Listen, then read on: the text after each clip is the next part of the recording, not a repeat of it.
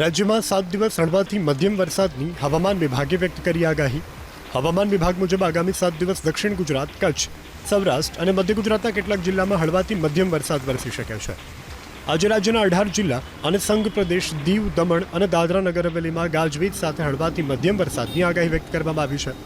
તો આવતીકાલ એટલે કે 7 જૂને સૌરાષ્ટ્રના રાજકોટ, જૂનાગઢ, ગીર સોમનાથ, બોટાદ, અમરેલી, ભાવનગરમાં હળવાથી મધ્યમ વરસાદ વરસી શકે છે.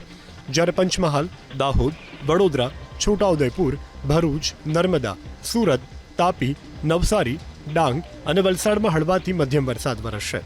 જ્યારે સંઘ પ્રદેશ દીવ, દમણ અને દાદરા નગર હવેલીમાં પણ હળવાથી મध्यम वरसाद की हवामान विभागे शक्यता व्यक्त करी है.